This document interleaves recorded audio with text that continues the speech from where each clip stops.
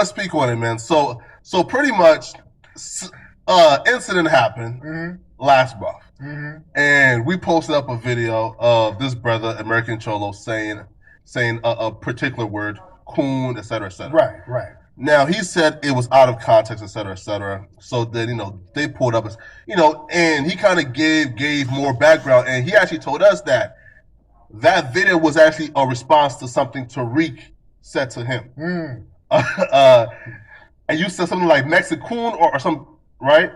We weren't talking about him. We were just talking about stuff in general, and we're kind of roasting. The bottom line is, dude, when you get caught being an anti-black racist, which he is, let's just be very clear, he is an anti-black racist.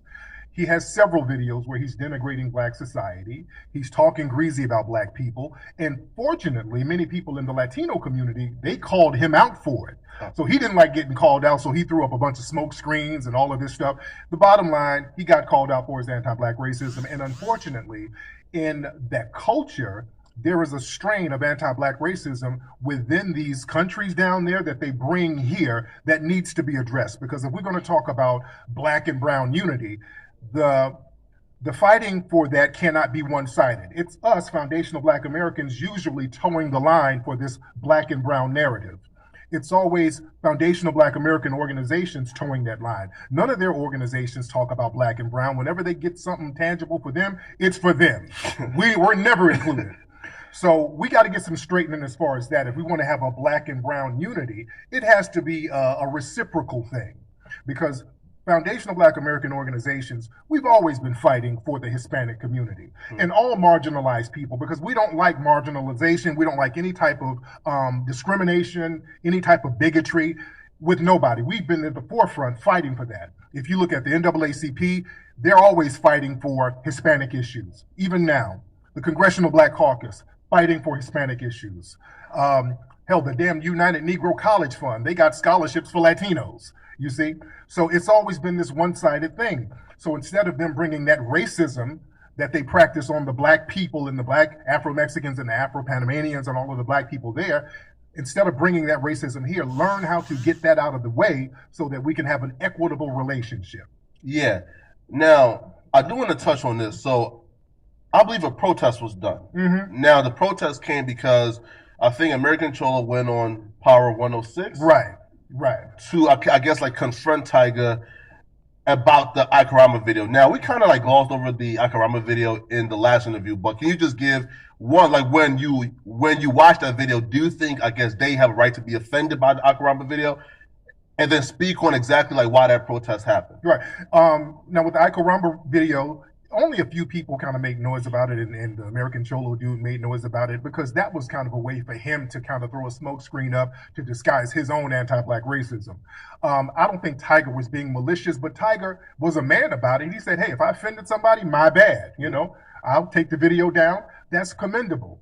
But don't have an anti-black racist up here talking about we shouldn't get reparations as black people and they shouldn't have a black national anthem playing at games. This guy's racism is way more vicious than that video where Tiger was just kind of lollygagging around. So that was the thing. People were looking at Power 106. How are you going to call somebody racist with another racist that you're sitting here holding hands with? So that's why Power 106 got called out. One of our sisters out here organized, Connie Collins, shout out to Connie Collins. She organized the protest and made the voices known. Yeah. And that's what it was.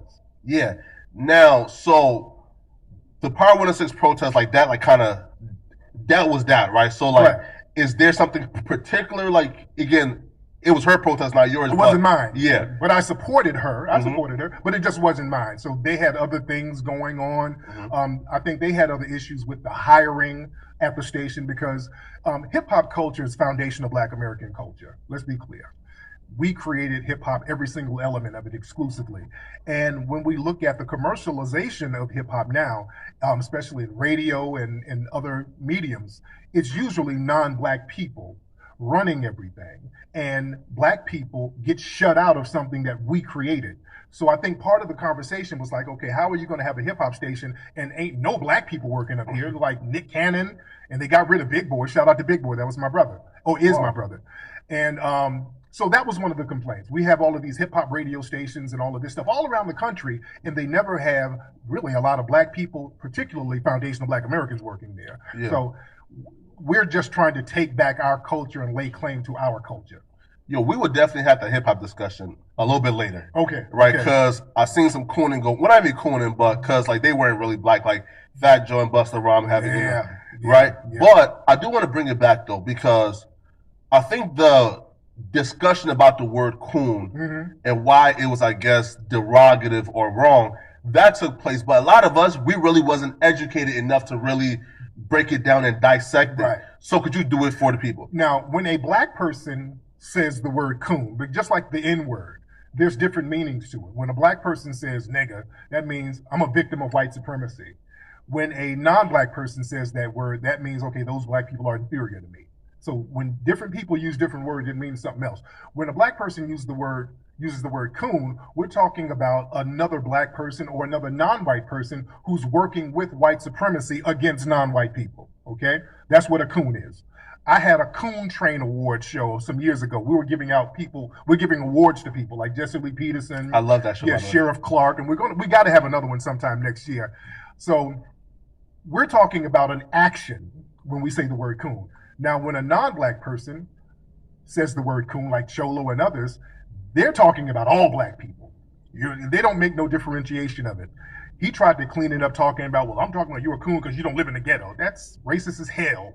And that don't make no sense. Not living in the ghetto doesn't make you a coon.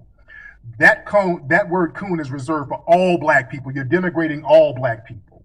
And dude got called out for it, and anybody who's non-black using that word towards a black person should get called out for that racist nonsense. See, there's a lot of racism coming from non-white society or non-Anglo, because a lot of people are people of color, but they're still classified as white. You understand? Many East Indians, black as you and me, but if you look at their ID, it's Caucasian. They're classified as white. Kamala Harris's mother is classified as Caucasian. If you look at the birth certificate, look at the birth certificate. It's online. Yeah. You have a lot of Hispanic people, and most Hispanics are classified as white. They classify themselves as white. A lot of times they won't be honest about that, but when you look at the paperwork, they classify themselves as white. Puerto Rico, that's a black island for the most part. About 80% of the people classify themselves as white on Puerto Rico, in the island of Puerto Rico. Wow. So you have a lot of people who are people of color, but inside here, they're white. They're just a different shade of white. Mm-hmm. So they use these white supremacist terms to denigrate us, and we're calling them out for it.